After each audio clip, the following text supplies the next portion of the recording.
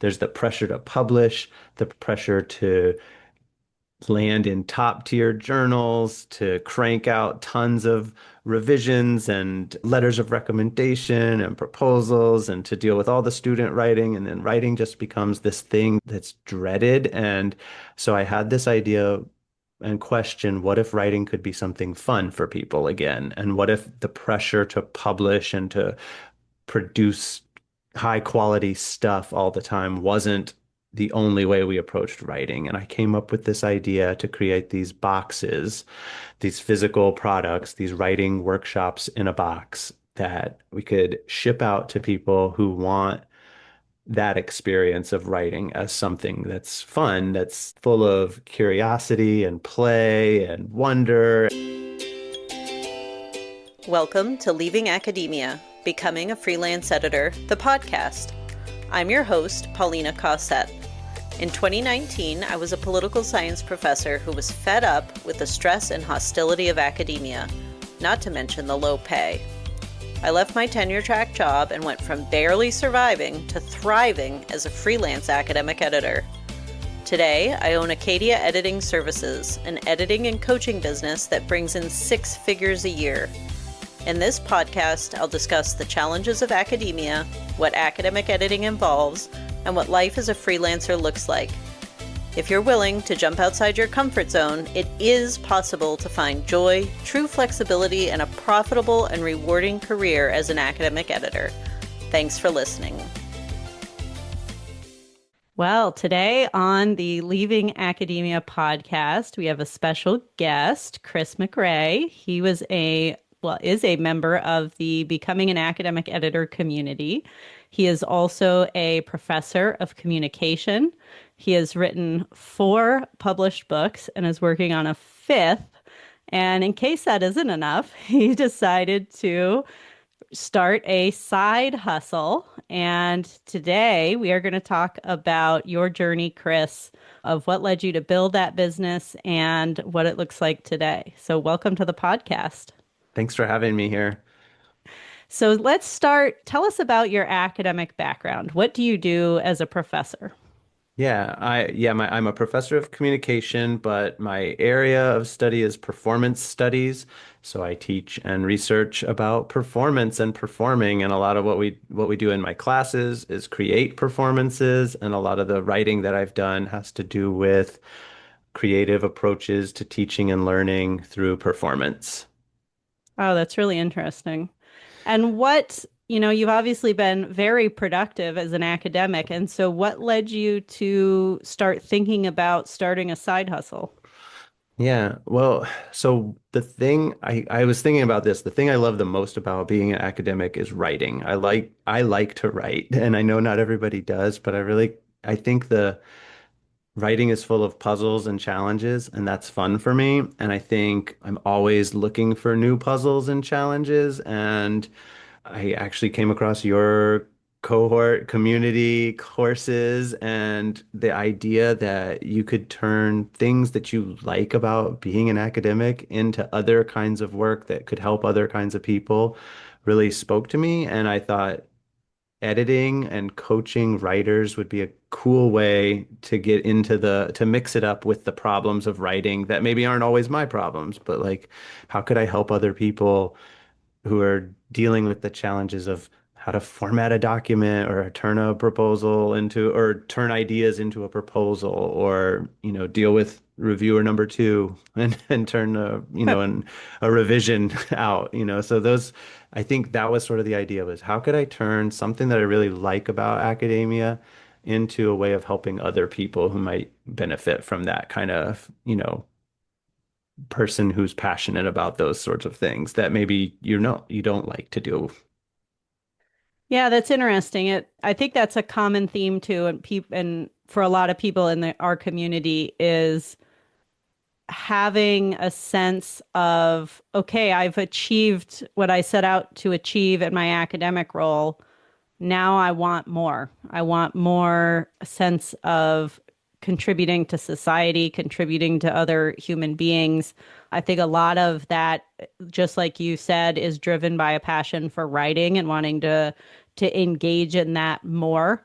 maybe there is a sense of, in academic writing, we are so constricted to, pleasing reviewer two and everybody else that we don't really get to write as freely as we might want to.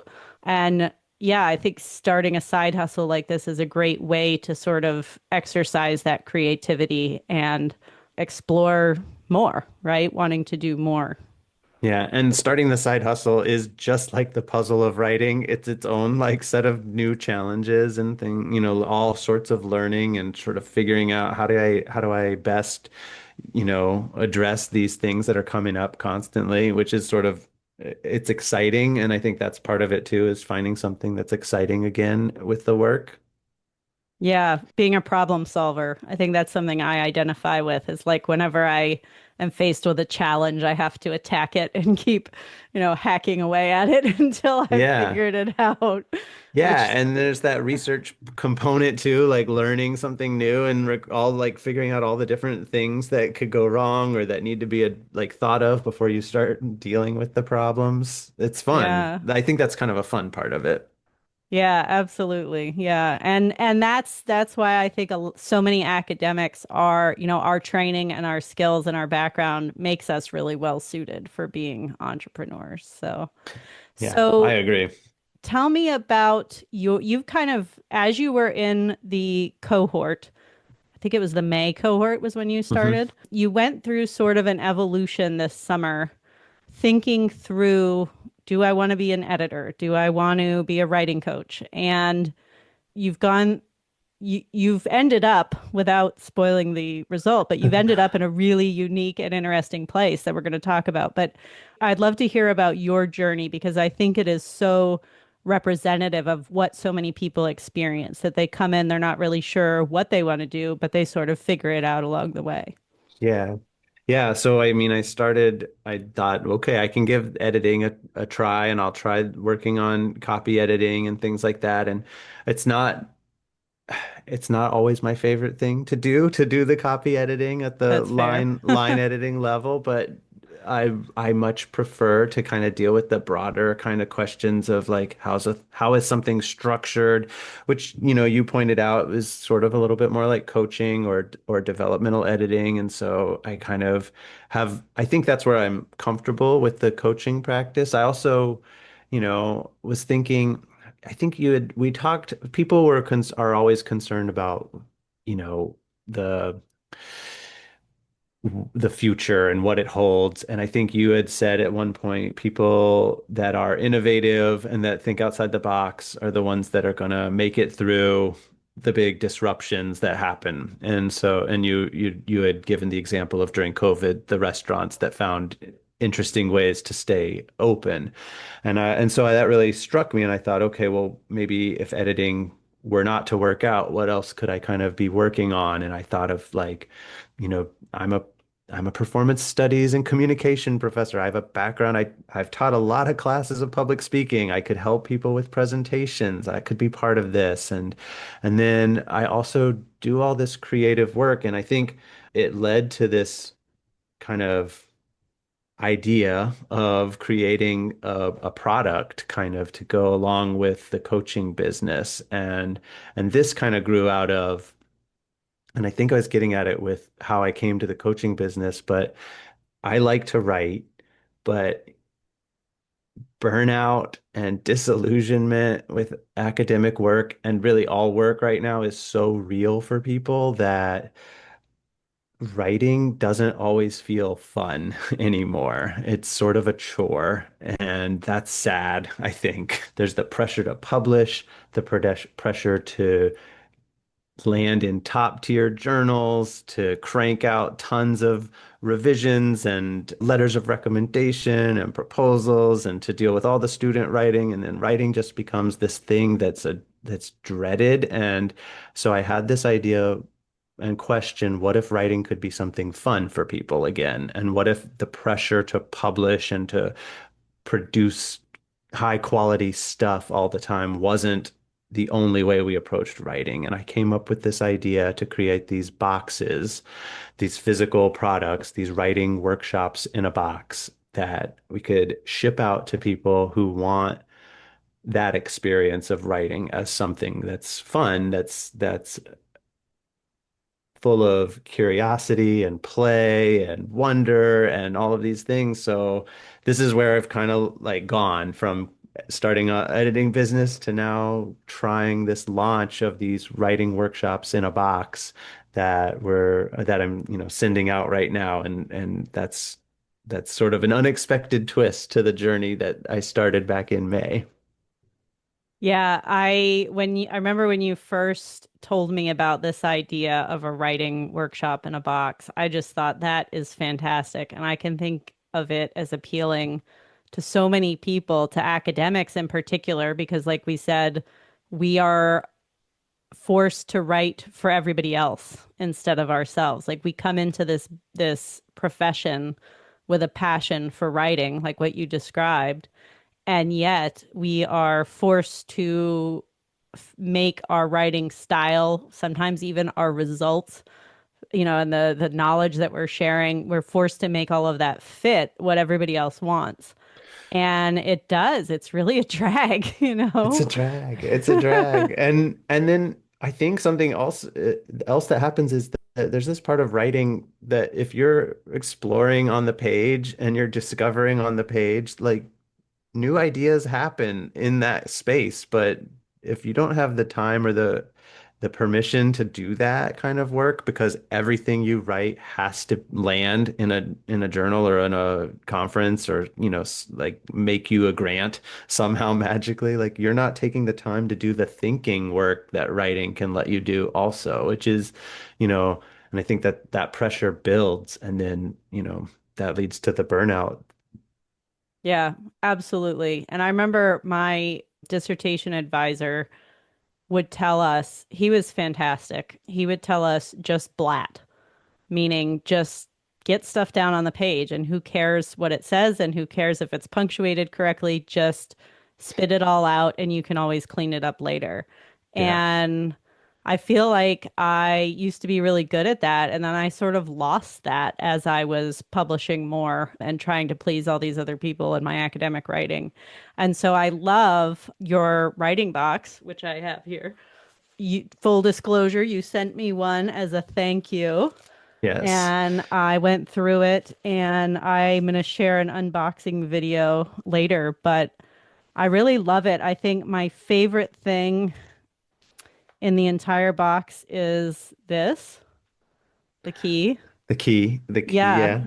it I love that you included things like this that create this sensory experience, and that you have the writing prompts themselves, these stacks of cards that are like the movement prompts and the sensory prompts that get people thinking or get people to sort of break down the walls that we've built, to protect ourselves in our writing. Hmm.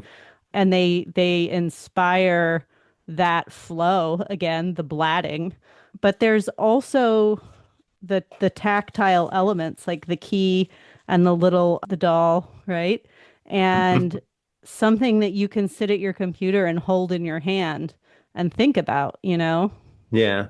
Yeah. I mean, so the box has these different, like I wanted it to be more than just journal prompts and, a set of instructions. I wanted it to be kind of an experience that was like you're entering this little space, this little world where you can write and nobody's got to see it. And it's got these prompts that some of them they come out of some of the work I do in the performance classes that I teach, where we use movement and things like that to kind of get into our bodies and into our sort of awareness of the world and ourselves. But I thought, what if we use these as writing prompts for people? And then the tactile objects were this fun kind of way for me to like go around looking for the cool stuff. Like, where can I find these ornate keys or these? We had a lot of fun trying to find these vintage postcards that are, not written on already. And then the hand painted peg dolls kind of just as like little playful things to give an invitation to say, you don't have to do this perfect writing right now. You can just kind of play around and try some stuff out. And I think the hope is that will spark kind of a little bit of joy, a little bit of wonder back into the writing that we get to do, and maybe it'll lead to something entirely unexpected. Yeah, I think you absolutely have succeeded at that, at bringing the play back into the writing process. And I am planning to write a book about why people leave academia and my own journey and stuff and starting a Nice. business. And I'm in the thinking stage right now. Like, Yeah. I tend to be all in my head when I'm thinking about writing and like kind of have it written in my mind before I set it down to paper. But Hmm. I'm going to set that key and the little doll on my desk. And Uh-huh. I know I'm going to look at it and it's going to remind me to just let go of all the fear and let go of all the imposter syndrome and all that stuff, those blocks, and so that I'm sitting here blocked, I can look at it and go, just write, just write it Just right. down. Yeah, that's great. I think that'll be a great that I want to read that. I'm gonna have to find some time, after the kids go to bed or something. But Uh, what is, and maybe you don't know the answer to this, but well, first let's say, where can people buy the box and what is your vision for it going forward? Yeah. Well, so this is a limited where it's a limited first run. There's only 25 that we're making and selling because this is a learning process for me too with trying to get feedback, see what works, what resonates for people. Like this is great, information for the future runs that we launch. The box I can share the link with you and then we maybe can get it out that way. It's on Etsy, but you can also get there through my website, which is creatingcuriositycoaching.com. And then we're using Etsy as the platform for selling because it was just one too many things for me to try to figure out how to do tax remittance, really. That was like another little puzzle I couldn't figure out. And Etsy is already a kind of a trusted shopping platform for people. So I felt good about that. The idea is that once I learn what resonates for people with this launch is to create more of them and around different themes. So in a couple of months, launch another writing workshop in a box that has a new set of themes and then creates a new experience with new objects and new prompts and things like that. I think long term, I would love for this to become a kind of thing that people might subscribe to and get, a box every couple months for a few months at a time and just have this sort of experience on the way for people. I think people are buying, the few people that have bought already, they're buying it, they're giving it as gifts. It's going out into the world in all sorts of ways that are informative for me. And I think I would love to eventually reach beyond the audience of academics only for this because I think anybody could be able to engage with this and have a writing kind of practice that's meaningful for them through these prompts and activities and things like that. So, yeah, I'm growing slowly and hopefully gradually, but I would like something that's bigger and that is sustainable for, multiple launches and for a big audience. Yeah, I think this is a fantastic start. I love that, you just did a limited run as a test. I love that you didn't spend weeks pondering how to set up a Shopify account or a Stripe account. Like, how are we going to get the payments? Etsy isn't like a perfect long-term solution. You will want to have Yep. something on your own website so they're not taking a chunk of your funds, but I love that you did it. Like I think so many people get stuck trying to find the perfect solution and they never get started. But here you are, you've done it, and you know that there's time to perfect it later. Yeah, and there's so much learning that's happening even by just launching and going for it. And I shared the idea with you know, the community that you've created. I shared that idea. I got some feedback and then I sort of said, I'm gonna release this in September. And that was an arbitrary month that I chose to force myself to go for it because I was like, could take me, this is the kind of thing that I could take a year to figure out how to get started, or I could just go for it and do a good job, but make some mistakes that can be really instructive. Like it's all hand packaged, hand curated. And the other day I was printing some of the materials and I've gone through so many iterations of files on my computer and I set everything up and I printed a whole bunch of the wrong file, like the wrong version. And I was like, okay, I got to start over again. But if this really takes off, I've already researched ways that I can source some of the production out to other, places so that I'm not doing all of the hand packing myself, but like I could get some of the materials kind of prepared from, print shops and things like that. Yeah, no, that's amazing. I really want to applaud you for just going for it because I think especially as academics, we feel like everything has to be perfect. Just like with our writing, we feel like everything has to be perfect before we put it out there. And that stops so many people from starting a business or, but really you can be in business for decades and never have the answers, because everything's always changing. So you really just have to dive in. And saying it out loud, I am going to launch this in September is a great way to, to commit to that. Well, I think, and I said it, I said it on LinkedIn then, and I was like, okay, now it's out there. Now, like, I have made I made a promise to some audience. They're going to expect this. So, but just because it's not perfect doesn't mean it's not good, I think is the other thing. Like these business launches they're tricky, but they'll still be good. It's the same with a lot of academic work. People wait and wait and wait, but they could still be doing a really good job, even if it's not a perfect job, which whatever that is, I don't know. Absolutely. Absolutely.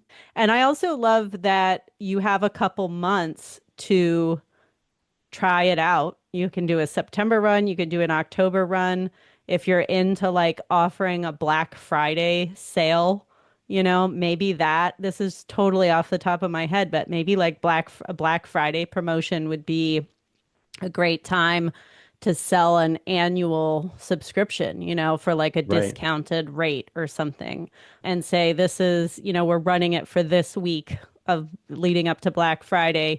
You get a year's worth of subscription boxes for whatever amount that's discounted.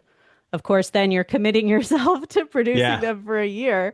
But it's just a thought, and then going into the holidays, of course, I'm sure this would be huge as having like an annual gift subscription or something like that. What have you been doing so far to market it? I started a newsletter list, like a sign up. I got a few sign ups. I don't really have the best system because those sign ups are so inconsistent right now. And then I've been posting on LinkedIn.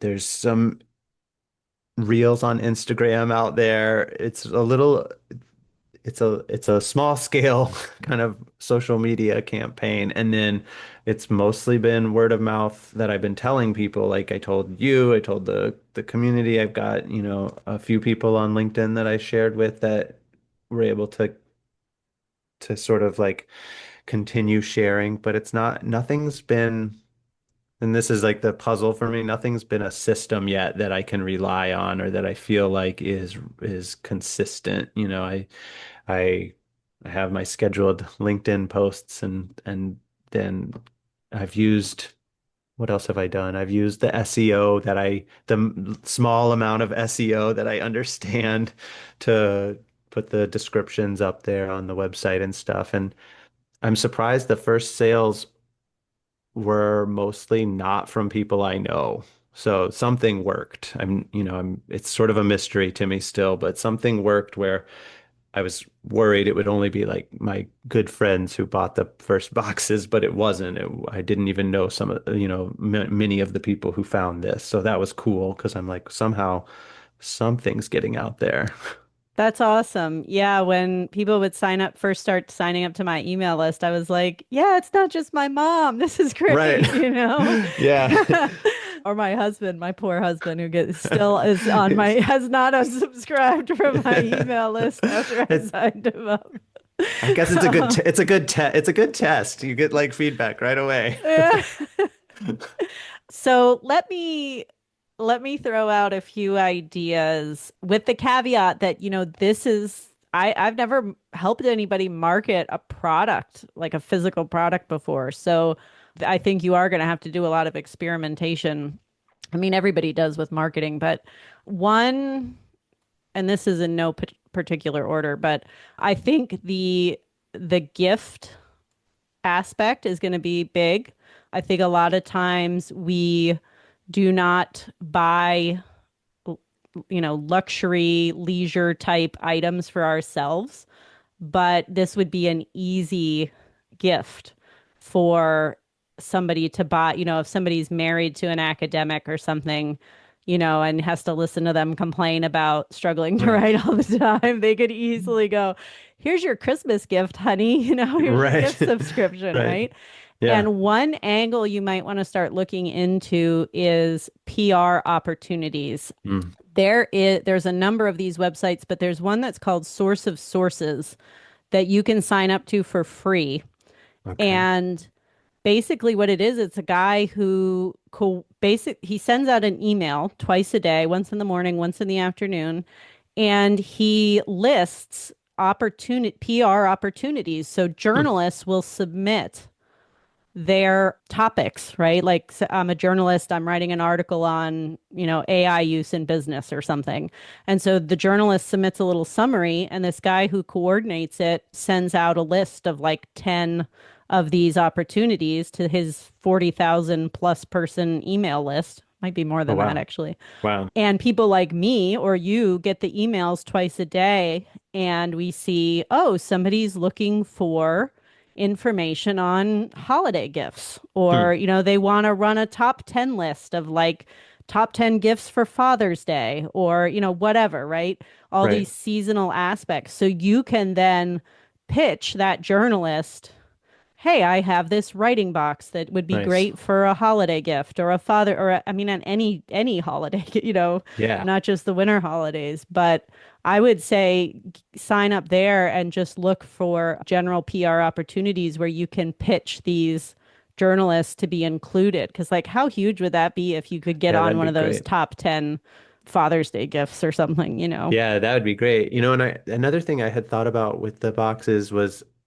creating a community around this so that at some point, if you signed up, we could host a online writing retreat where, people get together and do some of the prompts, but in sort of a virtual community type space, because I think that would be an interesting angle too, to say if, it's not just this solo endeavor, but you could get one of these and then you could sign up for the quarterly writing retreat that we're hosting and, bring your box kind of sort of idea Yeah, that's that, interesting.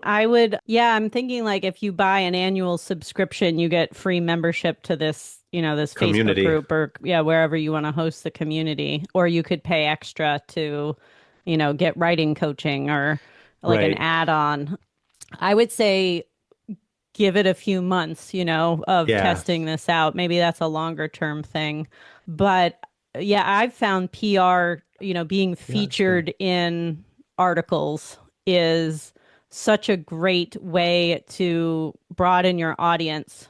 It's also free to you, other Right. than the time you spend pitching them. Yeah. And it helps your SEO because they will link to your Website. website. And so a few weeks ago, I was interviewed by a journalist, and his article was published by the Boston Globe. And it linked, he Wow. agreed to link to my website. And so I got a ton of traffic from that.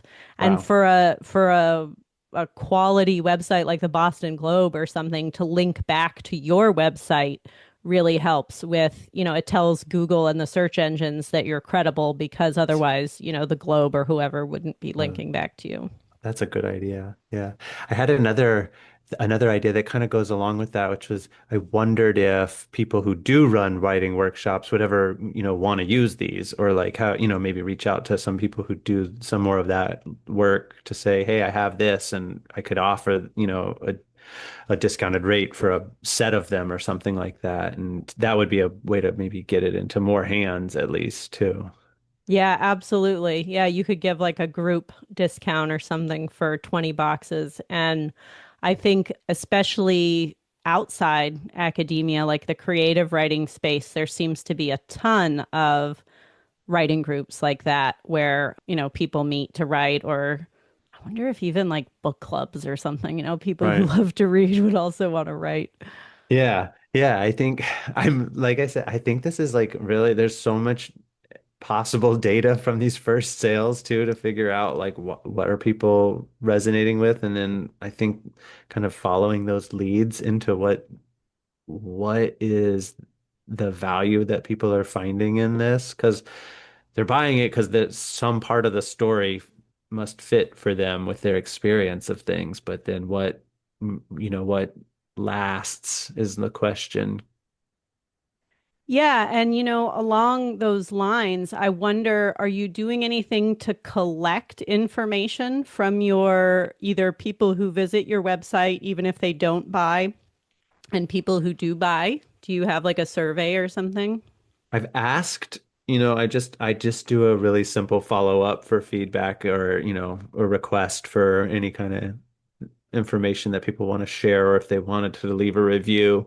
But that's pretty much where it's at right now in terms of response. I did include a question in the email blasts that I was sending out. I would include a little question every now and then, and some people actually wrote back. I always wondered if people ever wrote back on those. People include those in their newsletters, a little question at the end, and I was surprised people actually do respond to those questions sometimes. So I've gotten a Yeah. little bit of feedback, but it's a very small sample right now.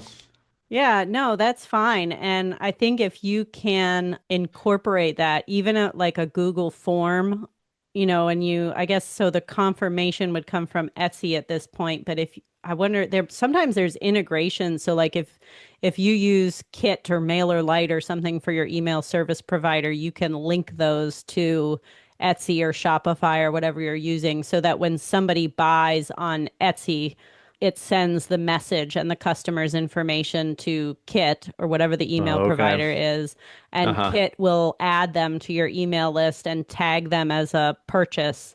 And then you can set up an automation so they will receive like a welcome email, Oh, okay. and I in think that you could thank them for buying and include a link to like a little Google form survey or Oh, something. that'd be a good idea. Yeah, Etsy's sort of like you said, they're restricted on in terms of how they want people to use their, you can't promote yourself too much, but I can automate my thank you message and I could include anything in that thank you message, including a link to a survey like that, which that would probably get even more helpful feedback in terms of like if it's just click a couple buttons here or there, people might be more likely to complete that than type something.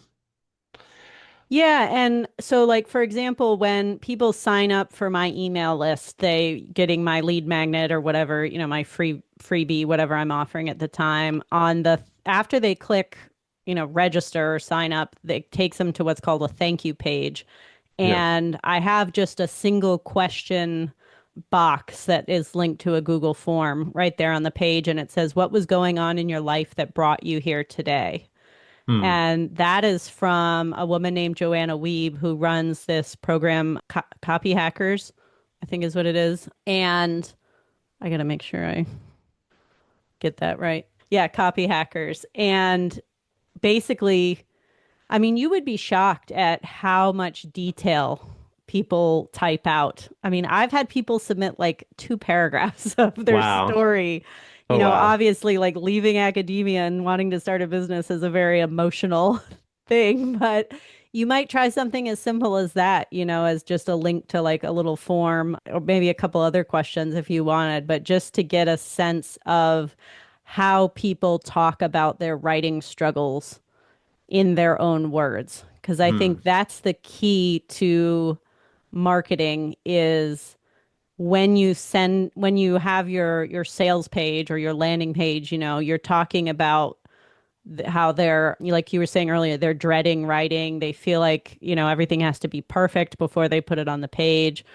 all of that is called voice of customer research. Hmm. And so if you can take the exact words that your ideal customers use, then you put it into your copy that you're writing. And when they read it, they feel like, yeah, They that's feel really what seen. yeah, Yeah. exactly. Like, oh, he's in my head and he gets it. Right, right. Yeah, I mean, all of this has made me very aware of marketing all around me now too. And the algorithm is so good, but I'll get ads for things and I'll be like, oh, I see what they're doing now. They're really, You've they're peeked behind the naming me. curtain now. They're naming me. Oh, well, I don't know if I need this, but I must. It's interesting, but yeah, that's helpful. I think getting more information would be good, and I think you know, I I don't really know if there's a strategy here to growing an email list or not, but I feel like if I had a larger email list, at least more people would kn I think it's like about how do people know this exists is really the kind of question. I would like people to know that it exists, not just to kind of trick them into buying it, but just so that they know that it's available. And I think the PR, the journalist, that angle is good, but is there a way do you have any ideas on how to grow an email list?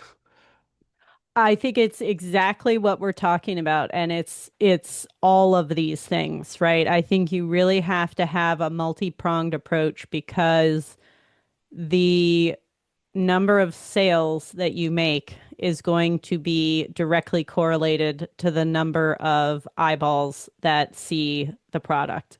Right, And yes, the copywriting, the wording, the voice of customer stuff that we're just talking about, that all matters absolutely. But in many ways, it's a numbers game. yeah, I shared this with some other people in the community on a call yesterday. The standard in the like online course coaching world is that only about 5% of people on 5%. your email list will buy your course. And of course, it depends on what the price point is and all that. I don't Right, know what that value is for products, but I would assume it's also quite low as well. yeah, There's a lot of people who will see your product, who will sign up to get more information from you, who will not buy right away, right? Many people will. This might be a sort of impulse buy, like we were saying with gift purchases, but some people will want to be part of your world. They will right, want to get an email a week from you and they're going to think about it for a little while. And then also, you might have new products coming up, right? It's a way that right, maybe somebody isn't convinced to buy this month's box, but then next month, whatever the theme is really appealing to them. And right. so I think the whatever you can do from PR to, I would say, post in Facebook groups, right? There's a million writers groups on Facebook. I think because it's a product, it's beautiful, it lends itself really well to the more visual platforms like Hmm. Instagram and TikTok. I've heard a lot of like not academic authors, but creative writing, nonfiction authors talking about, I think they call it book talk. I'm not on Yeah. TikTok. So I think there's a huge following in that space. If you can somehow go viral, that is how I've heard a lot of products, get noticed and get Yeah. featured, and then you get featured in some kind of PR piece or whatever. So I would definitely find ways to put yourself in all of those spaces where authors and writers are. And yeah, the visual platforms like the Instagram reels and even posts now are getting, even if people don't follow you on Instagram, the algorithm still sends out posts and carousels, for people to swipe through. Even if they're not following you, they can still see it.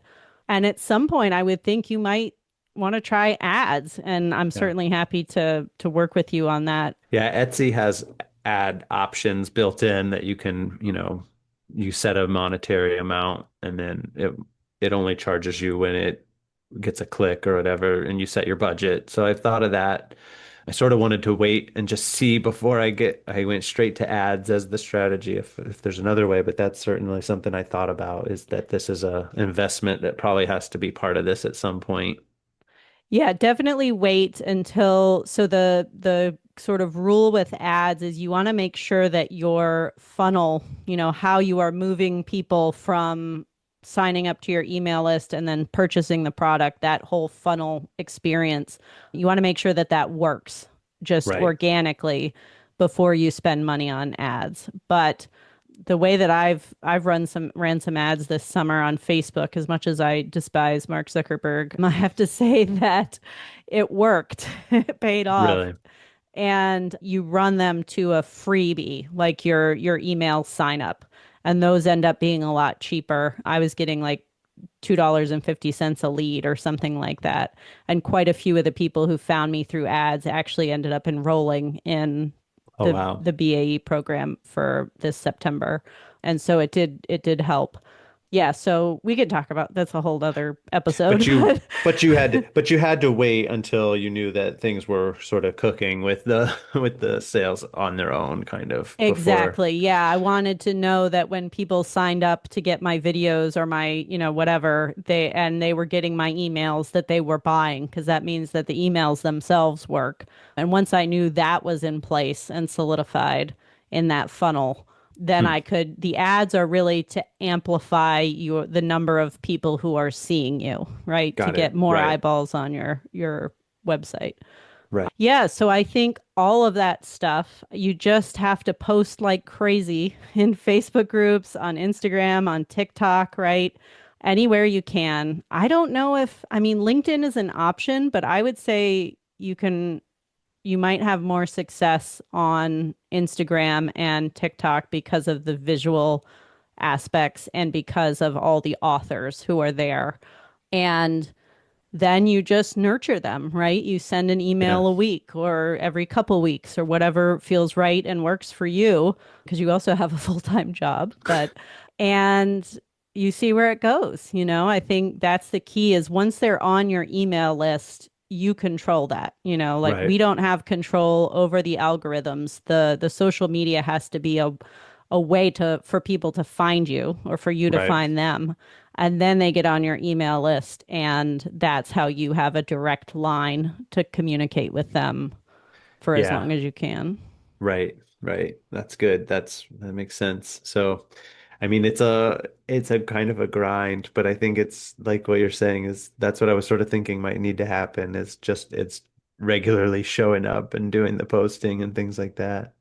And making sure that the idea is something that interests people and can help people, I think has also been my, I don't want to do this just to kind of try to, you know, do more work or anything like that. I think this could be helpful for people. And so how can I make it the most helpful for the people that I do eventually get signed up for newsletters and things like that? I think because I think your example of what was happening in your life that brought you here today being a paragraph that really opens people up, that shows that it's help that people want and that you're offering, and that's good.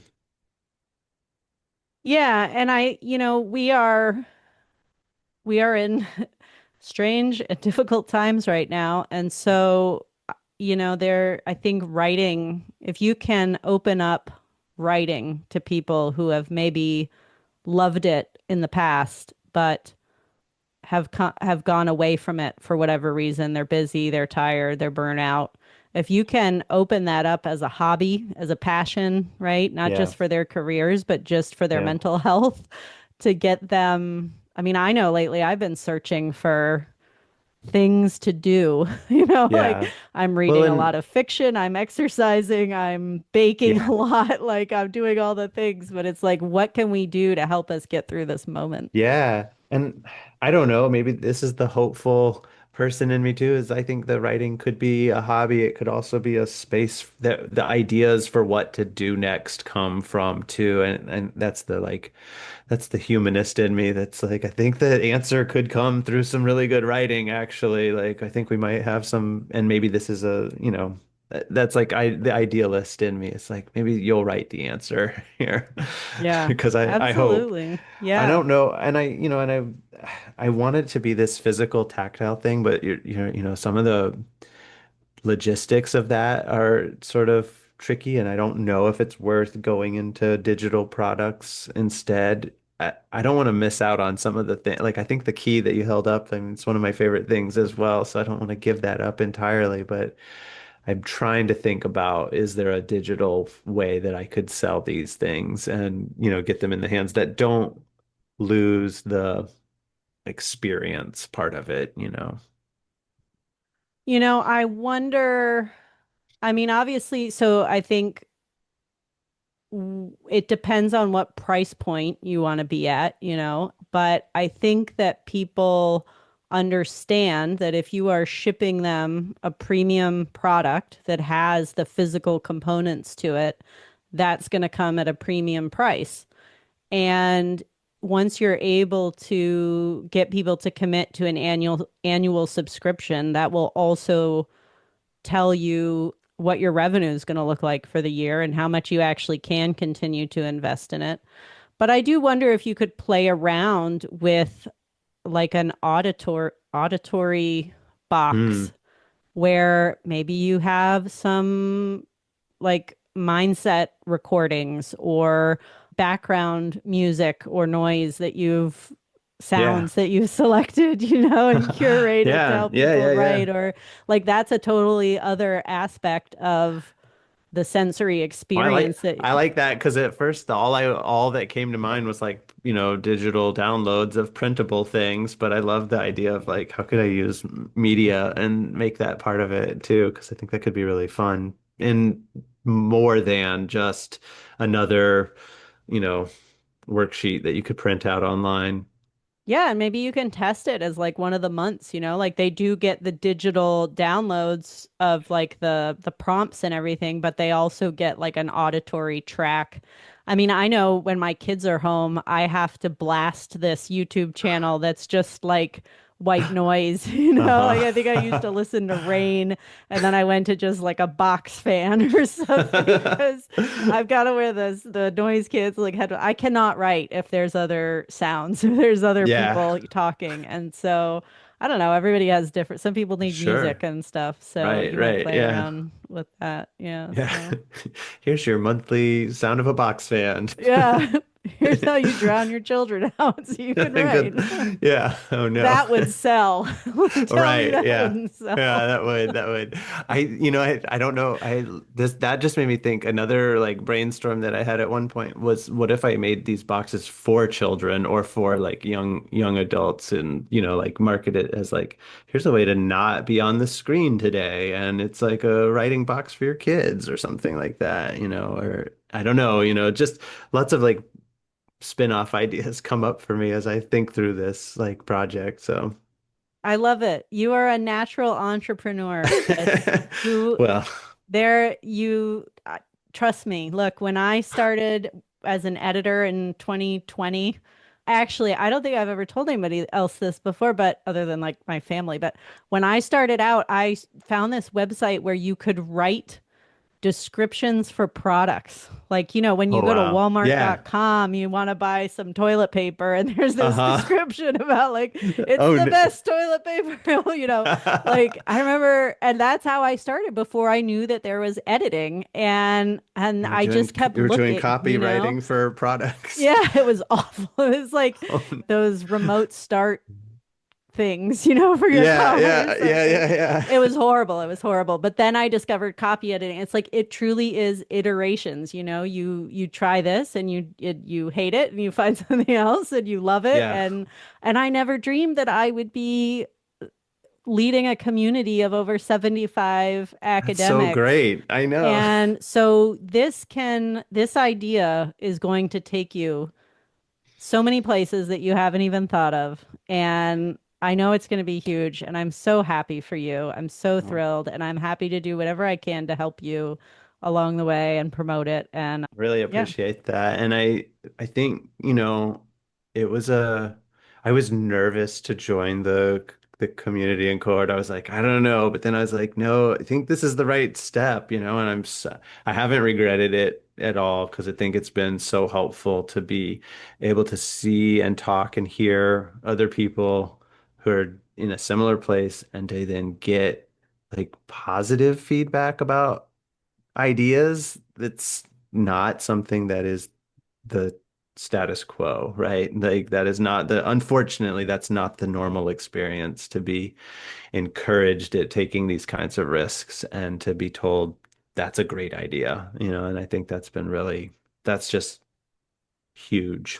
So, Well, I'm so proud of you. I think it's fantastic. I'm so grateful to know you. So, well, I'm going to put all the links in the show notes. Anybody listening, go buy this box right now.